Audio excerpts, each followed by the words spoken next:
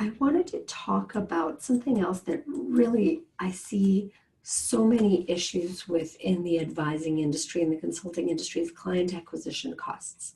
I see so much money spent on entertainment and partying and making clients happy or the perception thereof. So what are you spending in order to obtain a client? This is something that's traditionally done by web-based businesses and tech businesses. But in our business, it's also very important. What are you spending to get a client, both in time and money? Very often, this is an area where you can really cut costs and be much more effective in your client acquisition. So not all clients are created equal. Some you want to spend more money to earn, some less. What's your budget? I really think it's important to stop and look at what does it cost to acquire a new client. Does anybody know what they're spending? If you want to type into the chat box whether you're spending $1,000, $500, $25, or the I don't know is an appropriate response to at this point. It's extremely important to know what it costs to get a new client on board, because then we can amortize that over the life of the client to make sure that that client turns profitable as soon as possible.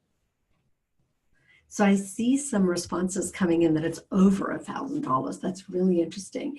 And I'm sure for many of you, it really is. And so I appreciate your honesty.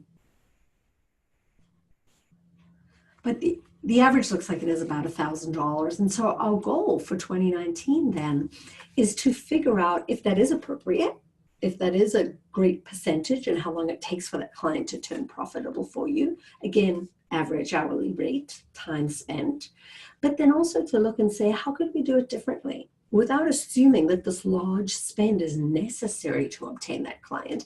How could we do it in a more effective and efficient way with less budget? It is possible.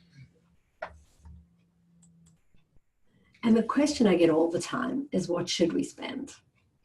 And my answer is always, it depends. It depends how much cash you have available. It depends on the client you're going after, and it depends on the profitability of your business. If it's profitable, then by all means, go ahead and spend the money. And so linked to that, in the same vein, is what we're spending on marketing. So client acquisition costs are everything from marketing to wining and dining to onboarding to time it takes until somebody signs on the dotted line.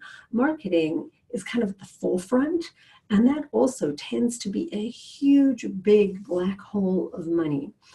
Very few people seem to be tracking the results of marketing. So everyone has a budget of marketing, but oh, we have a marketing budget, we have marketing consultant, we have social media platforms.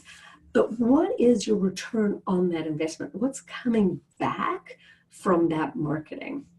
So with this fancy spreadsheet up on the screen, because that's generally what people show me when I ask about their marketing. But that doesn't give me a warm and fuzzy. I guess it does for a split second, but then I look at it and I say, I don't know, it doesn't tell me anything.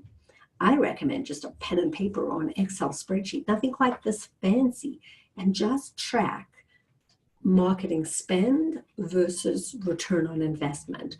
What do you make for every dollar that you spend on each avenue of marketing? This is fun to do. You want to see what's working and what's not so that you can make plans for next year to spend more efficiently, right? Coming right back to profitability. I have no problem spending money on marketing as long as it is bringing in revenue on the back end. So some of the tracking that we want to do for marketing is, what are we spending per client? Where are our referrals coming from? Are we thanking those referrals? And how are we thanking them? What's the budget for thank yous? And then most importantly, what's your close rate? If you have a 100% close rate, which I would be very surprised, then we need to talk about that, because something's interesting in the way you're doing your marketing. Where's the money going? So we want to look at how many people do you meet with? How many people sign up? How many people do we get? How many people do we lose? How many people are coming in from referrals? how many people are coming in cold. And this will allow us to look at our cash and decide where we spend our money for the biggest bang on the buck. So just like time tracking, I'm adding more tracking to your world, because what we can measure, we can manage. So more tracking, more spreadsheets.